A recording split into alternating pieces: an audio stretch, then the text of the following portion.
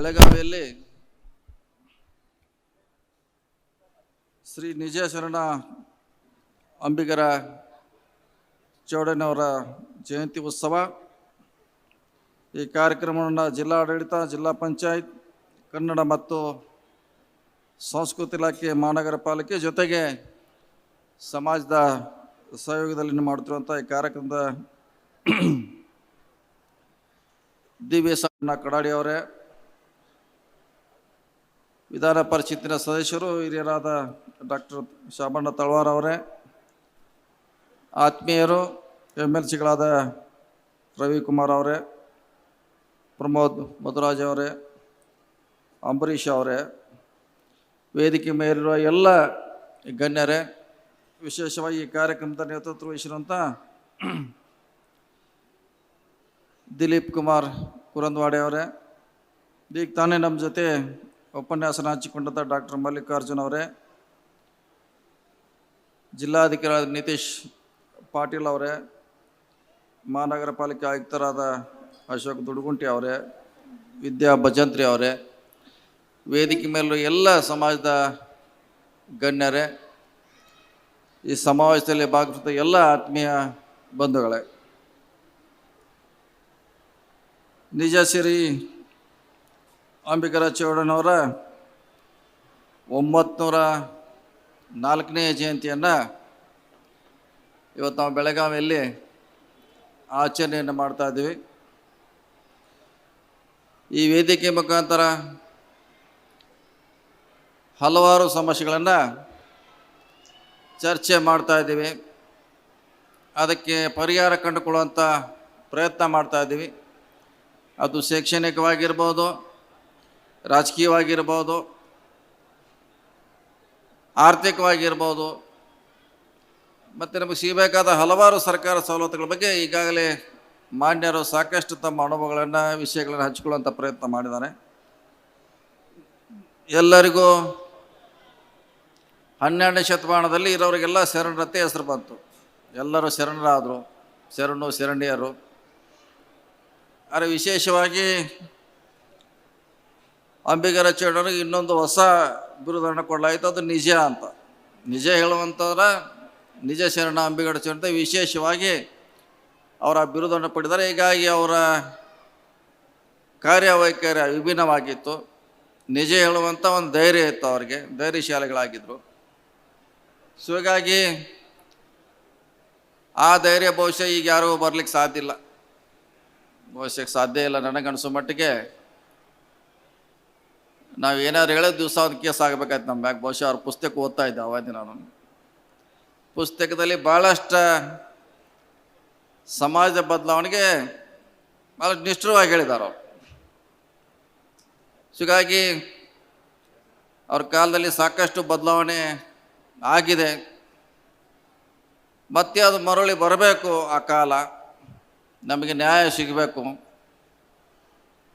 ಸಮಾನತೆ ಬರಬೇಕು, ಎಲ್ಲ ವಲಯಗಳಲ್ಲಿ ನಾವು ಕೂಡ ಪಾತ್ರಗಳ ವಹಿಸಬೇಕು. ಆ ಹಿನ್ನೆಲೆಯಲ್ಲಿ ಇವತ್ತು ಒಂದು ಸರಿ ಆದರೂ ಕೂಡ ಆ ಪುಸ್ತಕವನ್ನು ನಾವು ಓದಬೇಕು. ಒಂದೇ ವಚನಗಳನ್ನು ಕೂಡ ಓದಲಿಕ್ಕೆ ನಾವು ಪ್ರಯತ್ನ ಮಾಡಬೇಕು. ಯಾಕೆ ಎಲ್ಲಿವರೆಗೆ ನಾವು ನಿಜ ತಿಳ್ಕೊಳ್ಳಿಕ್ಕಾಗಲ್ಲ, ಅಲ್ಲಿವರೆಗೆ ನಿಜ ಬರಲಿಕ್ಕಾಗಲ್ಲ. ಡಾಕ್ಟರ್ ಬಾಬಾ ಸಾಹೇಬ್ ಅಂಬೇಡ್ಕರ್ ಹೇಳಿದ್ದಾರೆ, ಯಾರಿಗೆ ಇತಿಹಾಸ ಗೊತ್ತಿದೆಯೋ ಅವ್ರು ಮಾತ್ರ ಇತಿಹಾಸವನ್ನು ನಿರ್ಮಿಸಬಲ್ಲರು, ಸೃಷ್ಟಿ ಮಾಡಬಲ್ಲರು ಅಂತ ಹೇಳಿದ್ದಾರೆ. ಅದಕ್ಕಾಗಿ ನಿಜ ಶರಣ ಅಂಬಿಗರ ಚೌಡಯ್ಯವರ ಇತಿಹಾಸವನ್ನು ಓದುವಂಥ ಪ್ರಯತ್ನ ಮಾಡಿ, ತಿಳ್ಕೊಳ್ಳೋಂಥ ಪ್ರಯತ್ನ ಮಾಡಿ, ಅದನ್ನು ಮೈಗೂಡಿಸುವಂಥ ಪ್ರಯತ್ನ ಆದಾಗ ಮಾತ್ರ ಇಂಥ ಜಯಂತಿಗೆ ಮೆರುಗು ಬರ್ತೇವೆ ಅನ್ನೋ ಮಾತನ್ನು ಈ ಸಂದರ್ಭದಲ್ಲಿ ಹೇಳುತ್ತಾ, ವಿಶೇಷವಾಗಿ ಈ ಸಮುದಾಯಕ್ಕೆ ಭಾಳ ದಿನದಿಂದ ಹೋರಾಟ ನಡೀತಾ ಇದೆ. ನಮ್ಮನ್ನು ಕೂಡ ಎಷ್ಟಿಗೆ ಸೇರಿಸ್ಬೇಕಂತ ಈಗಾಗಲೇ ಹಲವಾರು ಸರ್ಕಾರಗಳನ್ನು ಕೇಂದ್ರಕ್ಕೆ ಶಿಫಾರಸು ಮಾಡಿತ್ತು. ನಮ್ಮ ಸರ್ಕಾರ ಮಾಡಿತ್ತು, BJP ಸರ್ಕಾರ ಮಾಡಿತ್ತು, ಎಲ್ಲ ಸರ್ಕಾರಗಳನ್ನ ಮಾಡುವಂಥ ಪ್ರಯತ್ನ ಮಾಡಿದೆ.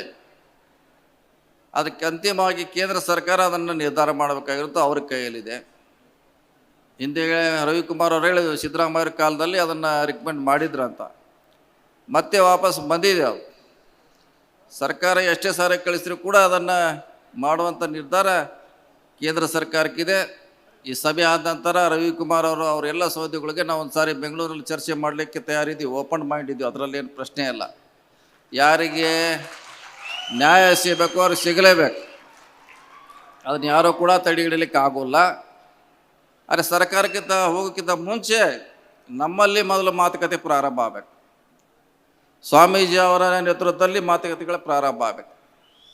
ಸಮುದಾಯಗಳ ಜೊತೆ ಡೈಲಾಗ್ ಸ್ಟಾರ್ಟ್ ಆಗಬೇಕು. ಅಂದರೆ ವಾತಾವರಣ ತಿಳಿ ಮಾಡಬೇಕಾಯ್ತು ಫಸ್ಟು. ಯಾಕಂದರೆ ಕಲುಷಿತವಾಗಿದೆ. ಜಾತಿ ST SCಗಳನ್ನು ಅಲ್ಲಿ ಸೇರಿಸಿ ಇಲ್ಲಿ ಸೇರಿಸಿ ಅಂತ ಅದಕ್ಕೆ ಏನೋ ಒಂಥರ ತಿಳಿ ನೀರು ಅಥವಾ ಕಲಕ್ ನೀರಾಗಿದೆ. ಅದು ಮತ್ತೆ ತಿಳಿ ಮಾಡಬೇಕಾಗಿದೆ. ಆ ಕೆಲಸ ನಾವು ಮಾಡಬೇಕಾದ್ದು ಇವತ್ತಿಗೆ ಪ್ರಿಯಾರಿಟಿ ಕೊಡಬೇಕಾಗಿದೆ. ಸೊ ಸಭೆ ಮಾಡೋಣ, ಸ್ವಾಮೀಜಿ ಅಂತಲ್ಲಿ ಮಾಡೋಣ, ರಾಜಕೀಯ ಮುಖಂಡ ಅಂತಲ್ಲಿ ಮಾಡೋಣ, ಸಮಾಜಗಳಲ್ಲಿ ಮಧ್ಯೆ ಚರ್ಚೆ ಮಾಡಿ ಅದಕ್ಕೆ ಪರಿಹಾರ ಕಂಡುಕೊಳ್ಳೋಂತಾದರೆ ಆಗ್ತೈತೆ ಅಂತ ನನ್ನ ವಿಶ್ವಾಸ, ನನ್ನ ಆಸೆ, ನನ್ನ ಅನುಭವ. ಸೊ ಹೀಗಾಗಿ ಮುಂದಿನ ದಿನಗಳಲ್ಲಿ ಖಂಡಿತವಾಗಿ ಚರ್ಚೆ ಮಾಡೋಣ. ಯಾಕೆ ಸಮುದಾಯಗಳನ್ನು ನಾವು ವಿಶ್ವಾಸಕ್ಕೆ ತೆಗೆದುಕೊಳ್ಬೇಕಾಗಿದೆ. ಮಠಗಳೇ ಇದೆ, ರಾಜಕಾರಣ ಇದೆ, ಇದರಲ್ಲಿ ಪಕ್ಷಗಳಿದೆ. ಇವರೆಲ್ಲ ವಿಶ್ವಾಸಕ್ಕೆ ಬಂದಾಗ ಖಂಡಿತವಾಗಿ ಏನಾದ್ರು ಒಂದು ದಾರಿ ಹುಡುಕಲಿಕ್ಕೆ ಸಾಧ್ಯ ಆಗ್ತೈತೆ. ಆ ನಿಟ್ಟಿನಲ್ಲಿ ಪ್ರಯತ್ನ ಮಾಡೋಣ. ಖಂಡಿತವಾಗಿ ನಮಗೂ ಗೊತ್ತಿದೆ, ಮುಂಚೆ ನಾವೆಲ್ಲ ಟ್ರೈಬಲ್ಗಳೇ, ನಾವು ಕಾಡದಲ್ಲಿ ಉಳಿದೀವಿ, ನೀವು ನದಿ ದಡೆಗೆ ಬಂದದೆಲ್ಲ ಇತಿಹಾಸ ಗೊತ್ತಿದೆ. ಟ್ರೈಬಲ್ ಕ್ಯಾರೆಕ್ಟರ್ ಇಲ್ಲ ಅನ್ನೋದಂದ್ರೆ ರಿಜೆಕ್ಟ್ ಮಾಡಿದ್ರು. ಟ್ರೈಬಲ್ ಕ್ಯಾರೆಕ್ಟರ್ ಬರೋಲ್ಲ ಅನ್ನೋದು ಒಂದೇ ಕಾರಣಕ್ಕಾಗಿ ಇದನ್ನೆಲ್ಲ ನೋಡಿದ್ವಿ ನಾವು. ಚಾಮರಾಜನಗರ, ಮಂಡ್ಯ, ಮೈಸೂರಲ್ಲಿ ಇದು ಭಾಳಷ್ಟು ಹತ್ತಿರದ ನೋಡಿದ್ವಿ. ನಾನು ಗುಲ್ಬರ್ಗದಲ್ಲಿ ನೋಡಿಲ್ಲ, ಆದರೆ ನಾನು ಸಂಪರ್ಕ ಹೆಚ್ಚು ಮೈಸೂರಲ್ಲಿರೋದ್ರಿಂದ ಈಗಾಗಲೇ ಅಲ್ಲೆಲ್ಲ ಸಂಬಂಧಗಳು ಕೂಡ ಆಗಿದೆ. ನೌಕರಿಯಲ್ಲಿ ಇದ್ದಾರೆ, ಅವ್ರ ಮ್ಯಾಗೆ ಎನ್ಕ್ವೈರಿ ನಡೀತಾ ಇದೆ. ಹಲವಾರು ಸಮಸ್ಯೆಗಳನ್ನು ಪರಿಹಾರ ಮಾಡಲಿಕ್ಕೆ ನಾವಲ್ಲಿ ಕೂಡ ಪ್ರಯತ್ನ ಮಾಡ್ತಾ ಇದ್ವಿ. ಮೊನ್ನೆ ಕೂಡ ಮುಖ್ಯಮಂತ್ರಿ ಜೊತೆ ಮೈಸೂರಿಗೆ ಸೀಮಿತವಾದಂಥ ಸಭೆ ಕೂಡ ಆಗಿ ಅಲ್ಲಿ ಕೂಡ ಕಾಸ್ಟ್ ಸರ್ಟಿಫಿಕೇಟ್ ಸಮಸ್ಯೆ ಇದೆ. ಹಾಗಾಗಿ ಭವಿಷ್ಯತ್ತಿನಲ್ಲಿ ಖಂಡಿತವಾಗಿ ದಾರಿ ಹುಡುಕುವಂಥ ಪ್ರಯತ್ನ ಮಾಡೋಣ. ಯಾಕೆ ನಮಗೂ ಕೂಡ ಆಸೆ ಇದೆ. ಈ ST 50ರಿಂದ 1 ಕೋಟಿಗೆ ಆಗಬೇಕನ್ನೋ ಆಸೆ ಕೂಡ ನಮಗೂ ಇದೆ. ಇದು 1 ಕೋಟಿಗೆ ಏರ್ಬೇಕಂತ. ಆ ನಿಟ್ಟಿನಲ್ಲಿ ಪ್ರಯತ್ನ ಮಾಡೋಣ. ಕಾನೂನಲ್ಲಿ ಏನು ಅವಕಾಶ ಇದೆ, ಸಮಾಜಗಳನ್ನು ಹೆಂಗೆ ಮನವರಿಕೆ ಮಾಡಬೇಕು, ಕೇಂದ್ರ ಸರ್ಕಾರ ಯಾವ ರೀತಿ ಇದರಲ್ಲಿ ತನ್ನ ಪಾಲನ್ನು ನಿಭಾಯಿಸ್ಬೇಕಂತ ಖಂಡಿತವಾಗಿ ಚರ್ಚೆ ಮಾಡಿ ನ್ಯಾಯ ಕೊಡಿಸ್ಲಿಕ್ಕೆ ಪ್ರಯತ್ನ ಮಾಡಿ. ನಾವು ಏನಾದರೂ ಕೂಡ ಓಪನ್ ಆಗಿರ್ಬೇಕು. ನಾವು ಮುಚ್ಚಿ ಮಾಡೋದ್ರಿಂದ ಭಾಳಷ್ಟು ಅದಕ್ಕೆ ಸಂಶಯಕ್ಕೆ ಎಡೆ ಮಾಡ್ತಿದ್ವಿ. ಏನು ಮಾಡ್ತಿದ್ದಾರೋ, ಹೆಂಗೆ, ಏನು, ನಮ್ಮದೆಲ್ಲಿ ಹೋತು, ನಮ್ಮದೆಲ್ಲಿ ಬಂತು ಅನ್ನೋದು ಭಾಳ ಸಂಶಯ ದೃಷ್ಟಿ.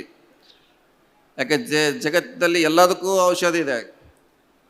ಇದು ಡೌಟ್ಗೆ, ಸಂಶಯಗೆ ಔಷಧಿ ಇಲ್ಲ. ನಾವೇನಾರ ಮಾಡಲಿಕ್ಕೆ ಜನ ಅದನ್ನು ಹತ್ತನ್ನು ತಿಳ್ಕೊಳ್ಳೋಂಥ ಪ್ರಯತ್ನ ಮಾಡ್ತಾರೆ.